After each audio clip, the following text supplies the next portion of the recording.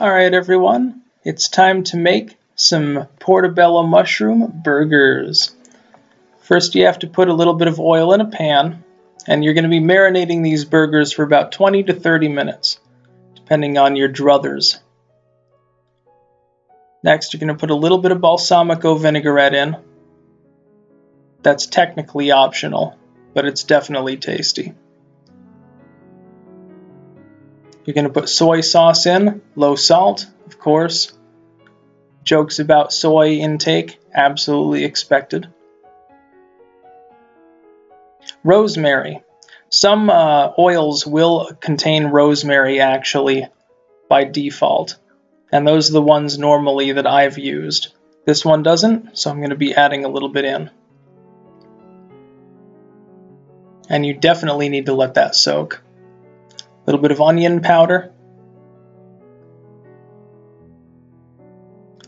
You can also saute some actual minced onions off, but onion powder is better. And then some garlic powder. And yes, there is Dutch lettering on all of the things that I'm using in this video.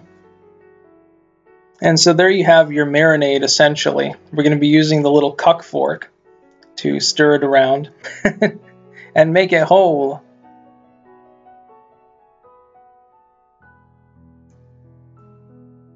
And that's absolutely delicious. You have no idea. Now then, everything else should be prepped already. You've got the buns, a bit of cheese, any kind you want, preferably shredded beforehand, lettuce and tomato. The tomatoes should be the large kind, because then they will fit on the mushrooms themselves that we're going to be making into the mushroom burgers. Formerly I used Port Salut, which is sort of a softer version and a more mild version actually of Munster cheese, but we're using shredded cheddar here. You're going to want to go in and snip off the stems of the portobellos. You don't technically have to, but it's going to allow you to get more cheese in there, and it's going to make sure that things don't get quite as drippy. You're not going to need to remove the gills for this recipe like you would with stuffed portobello mushrooms. And keep in mind, you're going to want to have them on a high enough heat for long enough that they don't have the chemicals in them that I can't remember exactly how they screw you up, but you're supposed to cook them for a little while at a reasonable heat for health reasons. Take a little butter, put it in another pan. This is completely optional, but it's delicious. You're going to want to stir it around, just coat the bottom of the pan, that's about all you need to do. Now you put your buns in, and what you're going to want to do is whirl them around a little bit, and you're going to want to brown them on that side, and this will help keep any drippings from the mushroom burgers actually from inundating the bread, making it soggy, in case you're not eating it right away, number one, and it's going to add a very nice buttery flavor, number two. And that's about perfect. A little bit of browning, a little bit of yellowing. Take your mushrooms and put it in preheated oil. On this oven, you have to use about 7 out of 9 for heating. And you definitely want to have a little bit of the residue of the oil and so forth in the pan, because you're going to want to take a brush or something comparable, a little bit more. You can have a little teaspoon or something. Take it up, rosemary and all, and just make sure to baste it on either side several times and flip it. This is again technically optional because you're going to want to be putting it in for 7 to 10 minutes depending on the heat, depending on your oven and so forth. You want it to be cooked relatively well. It is already in oil. There's sunflower oil actually in the pan. The olive oil with the rosemary and so forth is in the other one where they were basting. But the best thing you can do is keep basting them. When you flip them, you'll baste them again. That'll keep them moist. It'll add more flavor.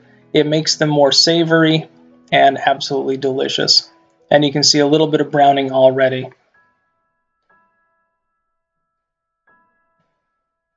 If you turn it up too high, that oil will splash out of the pan a bit more. And I've turned it down to 6, as you can see here, and that's perfectly okay.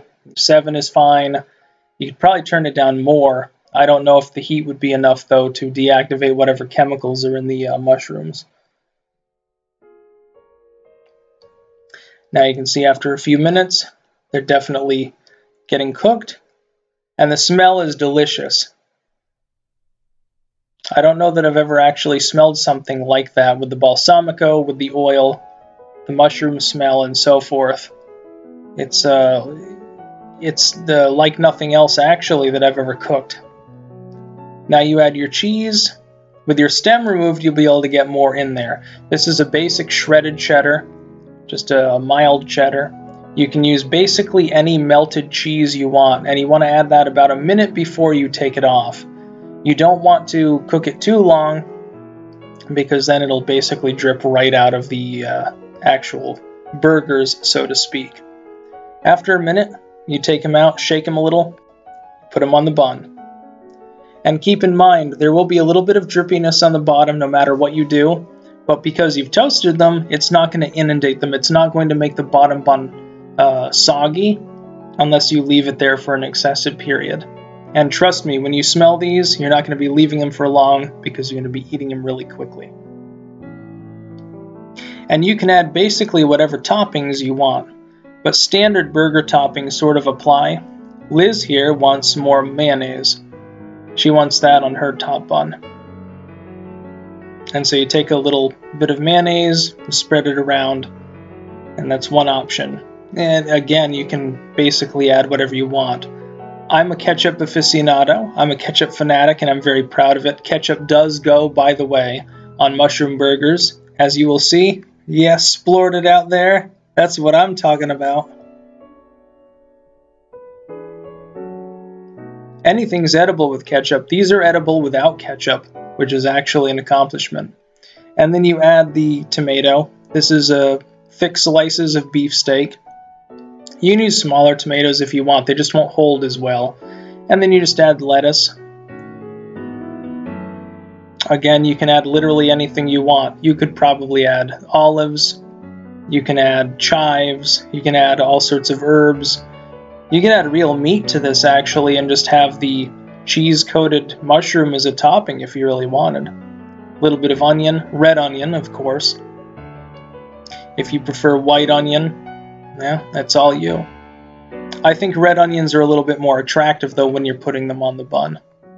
It's basically, at that point, it's literally about presentation more than it is about taste, because all onions are created equal. You just put the top bun on, give it a good smack, hold it together. You can use one of those long toothpicks, a cocktail toothpick if you want. And here's the result. Absolutely delicious.